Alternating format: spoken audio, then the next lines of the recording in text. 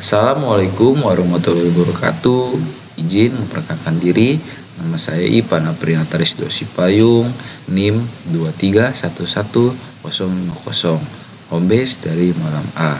Di sini saya akan mempresentasikan case flow tentang analisis studi kasus kelayakan pengembangan usaha kopi Dangau Datuk Petik Merah Kota Bengkulu.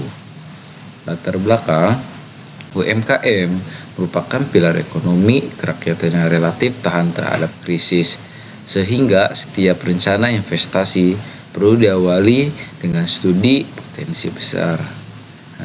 Termasuk kopi Dangau Datuk Petik Merah Bengkulu yang ini. Oleh karena itu, diperlukan studi kelayakan untuk memastikan bahwa rencana pengembangan usaha tersebut layak dan menguntungkan. Lalu ada rumusan masalah, ada dua, yaitu satu, apakah pengembangan usaha layak ditinjau dari aspek keuangan? Lalu kedua, bagaimana hasil analisis NPV, IRR, gross BNC, dan payback period. Oke. Yang ketiga itu ada tujuan penelitian, sama ada 2 poin juga.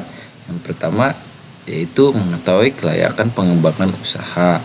Dan yang kedua yaitu menganalisis aspek keuangan menggunakan metode studi kelayakan investasi.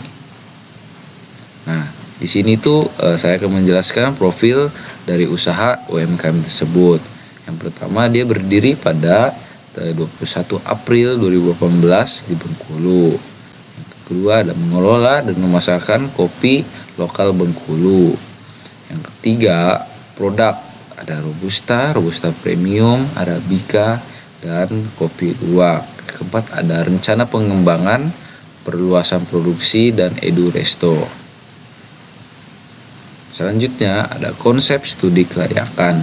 Di sini tuh ada 4 yang diambil dari jurnal tersebut. Yang pertama ada NPV, yang dimana itu Net Present Value, yang kedua ada IRR, Internal Rate of Return, yang ketiga ada Gross BNC, yang dimana Gross Benefit Cost Ratio, yang keempat ada Payback Period atau PP. Nah, selanjutnya ini ada analisis investasi. Dari jurnal tersebut saya udah ngebulatkan total investasi awalnya tersebut itu 175 juta yang digunakan total dari semuanya, yang dimana dana investasi tersebut dibagi jadi 2. Yang pertama ada pembangunan gedung, nah yang keduanya ada pengadaan mesin dan peralatan untuk membuka suatu UMKM kopi tersebut, yang dimana produksinya 125 juta. Maka ditotalkan investasi awal jadi 175 juta. Lalu hasil dari analisis kelayakan, yang pertama tuh ada NPV yang dihasilkannya yaitu 27.137.783, yang dimana ini positif atau layak. Oke, langsung yang kedua yaitu ada IRR sama dengan 23%, lebih dari 12% dari tingkat awal modal. Jadi ini lebih menguntungkan. Ini untuk perhitungan IRR tersebut. Yang ketiga ada gross BNC, yang dimana itu dia menghasilkan 2,56 lebih dari 1. Nah, maka manfaatnya lebih besar.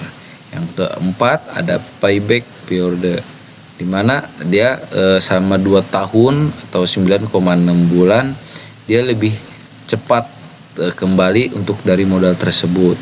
Nah, jadi itu ada BEP, Big Event Point. Selanjutnya ada pembahasan, yang dimana semua indikator menunjukkan hasil positif. Nah, jadi si UMKM tersebut dia mengalami kenaikan dari awal modal sampai bisa menghasilkan profit. Nah, yang kedua, usaha memiliki prospek baik dan menguntungkan. Nah, biasanya kayak gini tuh dia harus bisa pintar-pintar mengelola untuk membuka usaha. Dan ketiga, ada pengembangan layak dilakukan. Pengembangan layak dilakukan dari usaha kecil dia bisa membuat sampai sekelas kafe atau resto seperti yang di atas. Jadi bisa dibilang ini dari kecil dia menguntungkan dan memiliki pengembangan layak. Oke.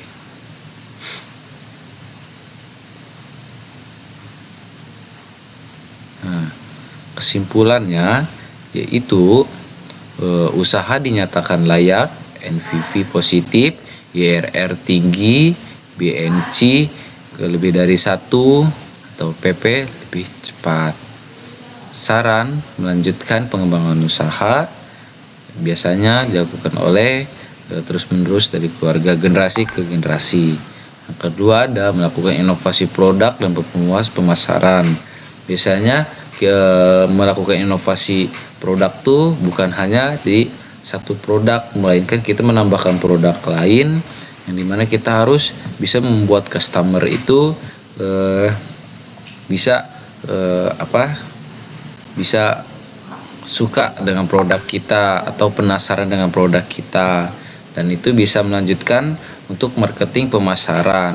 Nah, itu untuk kelebihan melakukan inovasi produk dan memperluas pemasaran. Yang ketiga ada mengelola keuangan secara profesional. Jadi kebanyakan orang tuh kalau dia punya profit keuntungan sampai 40%, contoh diambil dari studi kasus PT MIM, dia mempunyai kelonjakan keuangan 40% dan di bulan keberapa dia minus. Karena kenapa?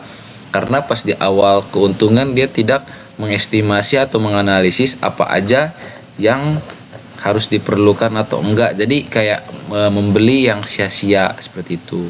Contoh kayak kopi, karena dia sudah menguntungkan, dia ngestok si kopinya, padahal itu gak boleh. Kita harus bisa mengestimasi lagi ke customernya bagaimana dia bagaimana pelanggan atau penjualannya, dia rame atau tidak, seperti itu.